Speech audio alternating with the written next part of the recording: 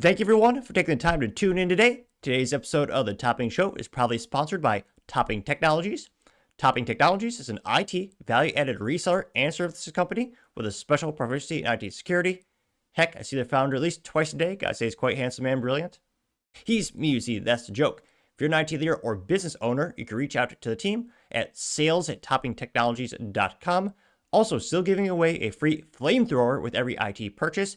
Yes, of course, it does come with a fun Picatinny rail adapter, so you can mount it to any standard AR-15 like all awesome accessories can be. Go to toppingtechnologies.com and click the flamethrower button to learn more, or click the URL in the video description below.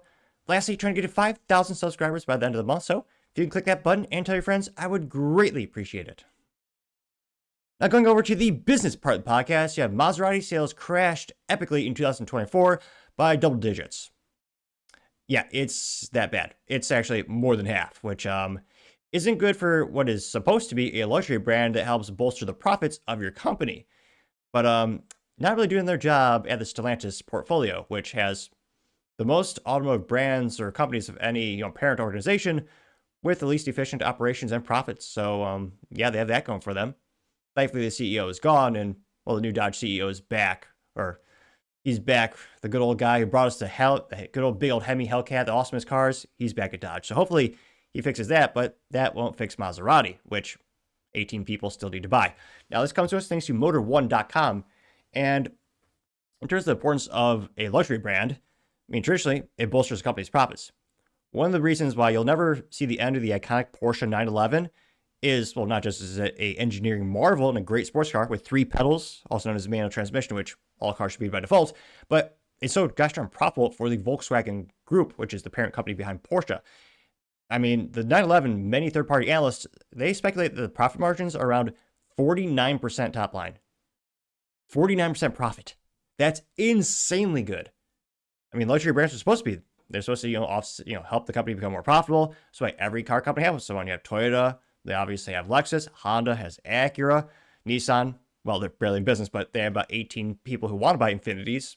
And in theory, there's some profit in those. But in all seriousness, it's supposed to help bolster the company's profits and not doing their job in this case. Now, this comes to us, again, thanks to Motor1.com, specifically going to be credited to Adrian, who's right over there. And he says, quote, Maserati sales collapsed in 2024, even more than exotic Ferrari sold last year. He says, quote, it may be almost March, but sales figures for last year are still coming in. Predictably, Maserati has a terrible year, and after seeing the numbers, many would argue it's actually worse than expected. Today, the parent company Stellantis released full-year results showing the company with the Trident logo fell, by 57%. They see deliveries decreased from 26,600 vehicles in 2023 to just 11,300 vehicles last year. Which begs the question, who is dumb enough to buy these things? Do you know anyone? I know one person, and she's a nice gal, a coworker, her friend also works in IT, and she said it was her lifelong dream to buy a Maserati. And my first thought, and she had a picture on the Facebook. My first thought was moron. My visceral kick reaction was a very overpriced vehicle that's unreliable, depreciates like a rock, and the fit and finish. I mean, people make fun of Tesla for having bad fit and finish. Maserati is almost as if someone assembled it who was severely inebriated with some type of illegal substance when they're assembling all the body panels and everything together. They had a great, at one point, racing heritage, and they made some cool vehicles throughout the years, but, I mean, if you want a modern, luxury sports car, I mean, again, this is anecdotal experience in DFW, I think I've seen 3 Maseratis. I mean, you see a lot more of the other, pretty much every other major manufacturer. No one is buying these things. And for good reason, they depreciate like a rock. 60%, it is so bad. People make fun of Mercedes. This is worse.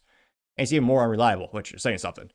Now, they say, quote, to put that into perspective, domestic rival Ferrari shipped 13,752 with the prancing horse last year, an increase of 0.7%. Yes, as crazy as it sounds, Ferrari outsold Maserati. Another exotic Italian brand, Lamborghini, though some might argue is German because, again, part of the Volkswagen Group portfolio. Little pun there, I guess, or a slight at the Italians, owned by the Germans, but I mean, shoot, Italians switch sides so often, it's hard to tell. But nevertheless, political puns aside, Lamborghini nearly matched Maserati sales in 2024. The Raging Bull saw demand jump by 5.7% to 10,700 vehicles. And here you can see one of those depreciation monstrosities, which And it looks okay. I mean, again, you know me, every Maserati should have a stick shift. I mean, shoot, same for Ferrari and Lamborghini, but they've acquiesced to boring automatic transmissions, which feel like you're dead inside. But I partially digress. So they say, so what happened? Before stepping away, Stellantis Supremo Carlos Tavares blamed bad marketing for the sales slump. In an interview last month, newly appointed Maserati CEO Santino Felici echoed his sentiments. The new boss in Modena estimates the company will be in the red this year, but he hopes 2026 will be profitable, which, how? Let's not forget the former Stellantis chief financial officer Natalie Knight hinted in July 2024 that Maserati could be sold. Well, she said, quote, there could be at some point in the future where we look at what's best for Maserati. However, Stellantis quickly denied such plans in a statement to Motor One. They say Stellantis has no intention of selling the Trident brand, just as no intention of aggregating Maserati with other Italian luxury groups, which, again, they say they might want to sell it or spin it off. I mean, who would buy Maserati? Who would buy what's left of the assets? Obviously, there's value in intellectual property, and they're selling some units, but I mean, at this point, who would buy them? Again, I think Stellantis needs to have a luxury, like a high-end luxury vehicle in their portfolio. I mean, not too much, just a little bit ADHD. Look at the Stellantis portfolio. Stellantis has a Barth, which they make some cool hot hatches. I mean, thinking of the Fiat that they bastardize, or in my opinion, make it a lot cooler because you got stick shift, performance brakes, what have you. And, you know, they do the same thing with the Mazda Miata. The Barth does their own thing to it. That's pretty cool. But again, that's more of an enthusiast. I'd say like low to mid price point, great value.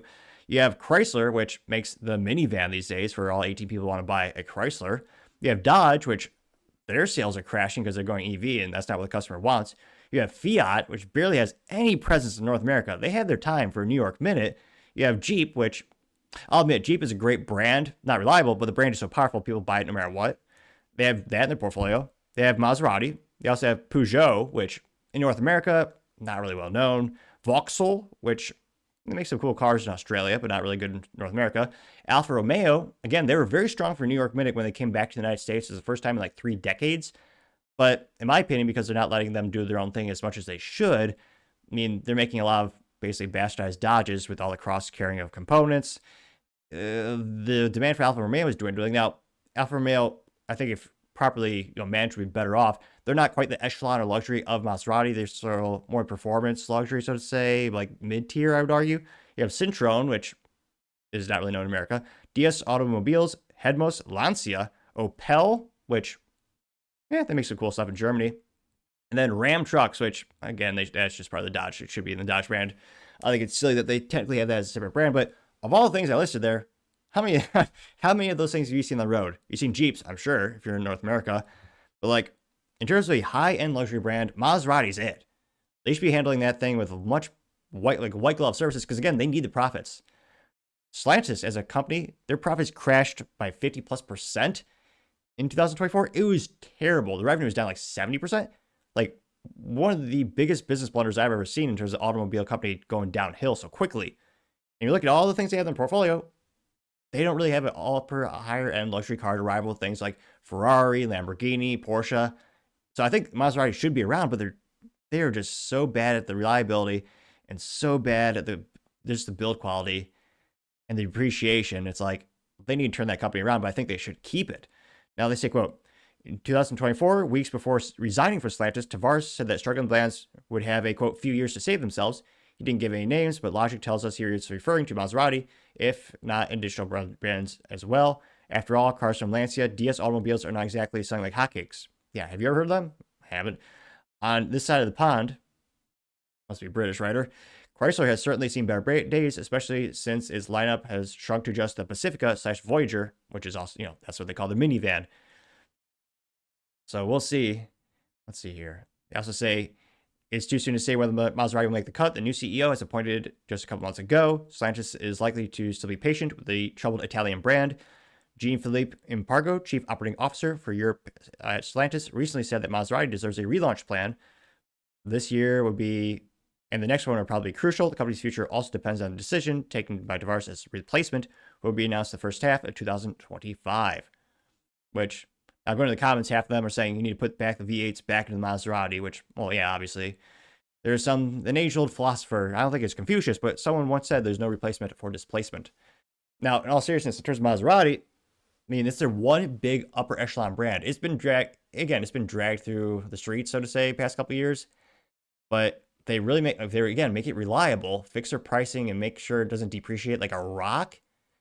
I mean, every other brand is more stable than Maserati. And again, you never should treat a vehicle as a financial investment. Obviously not. But depreciation is something that people take into account when they're buying vehicles, unless they're just so absurdly rich they don't care at all. But I mean, Porsches usually maintain their value, Lamborghinis, I mean, Ferraris as well. But yeah, it's just Maserati's the one ugly duckling in the whole group. And again, I want more options. Competition breeds the best solutions and the best results for the consumers. So I really hope Maserati makes it. But for the life of me, and I have friends, I know folks who have Porsches, Lamborghinis. I know one guy who has a Ferrari. I have to brag, but I have a Honda Civic Si myself, which I would argue is better than all of those because it has 3 pedals, also known as a manual transmission. Whereas again, Lamborghini, Ferrari, Maserati, they all just acquiesce to boring slush boxes, automatic transmission, and paddle shifters, which, yeah, I would just feel dead inside if I owned one of those. But let me know in the comments, when's the last time you actually saw a Maserati in the road? If you won the lottery, if you were in the financial position to buy one, is that the luxury vehicle you would choose? Let me know in the comments because, as always, be fascinated to hear what you have to say.